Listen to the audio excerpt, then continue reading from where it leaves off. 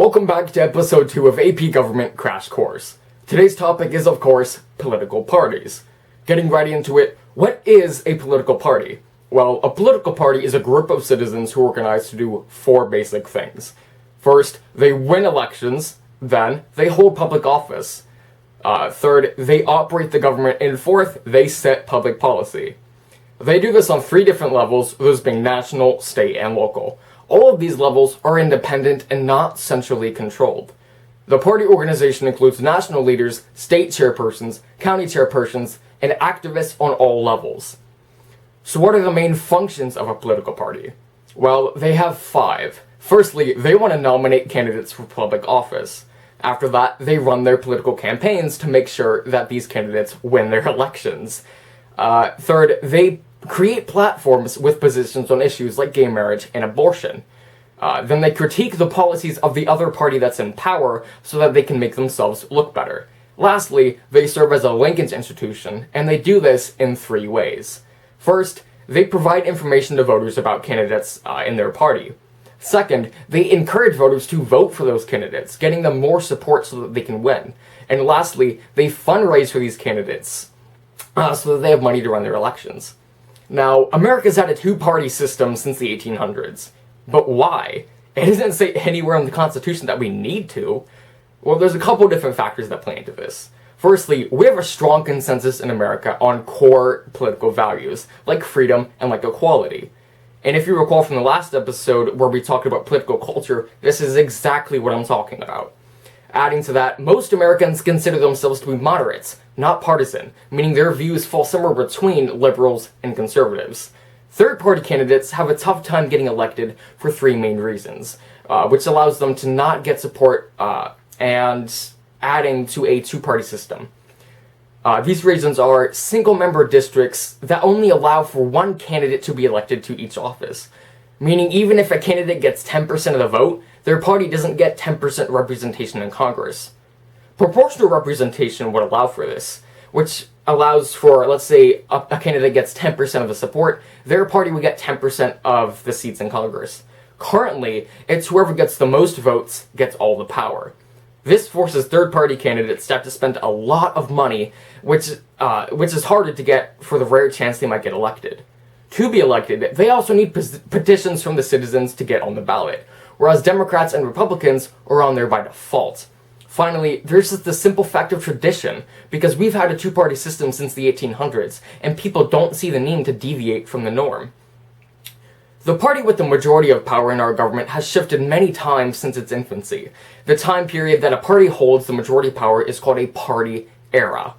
A critical election is one where a crisis, like the Great Depression for example, forces voters to change their voting patterns. Party realignment is when a minority party takes over the majority party, aka ushering in a new party era. This is usually caused by a critical election that we just talked about before, and a change of voter behavior.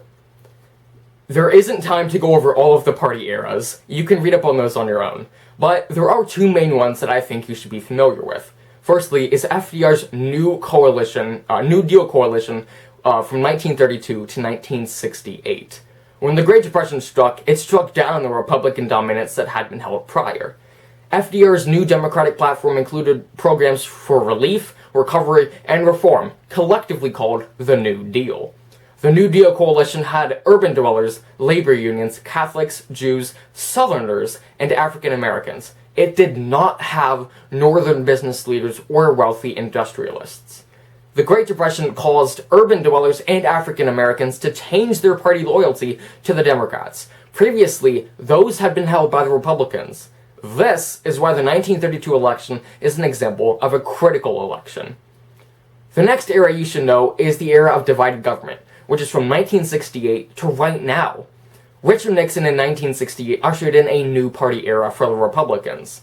Save for Jimmy Carter in 1977 and 1981, the Republicans held the White House from 1969 to 1993.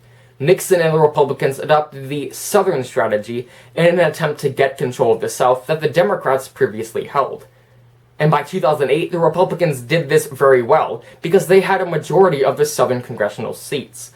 Nixon's tenure was the beginning of divided government, In his case, a Republican in the White House with a Democratic majority in the Congress.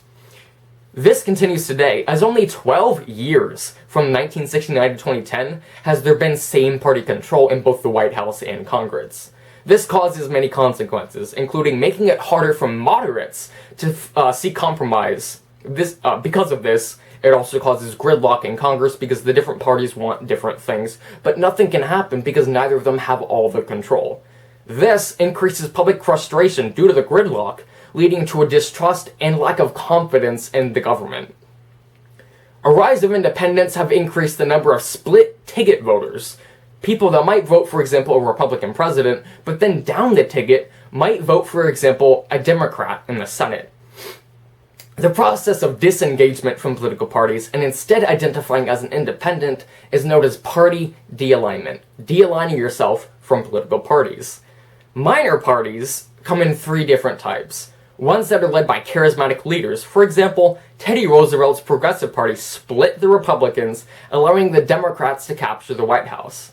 Rose Perot's Reform Party in 1992 and 1996 expressed widespread public outrage at politics as usual, who as a rich businessman and similar policy displays a substantial parallel between him and Donald Trump, something pretty interesting to look into if you want to on your own.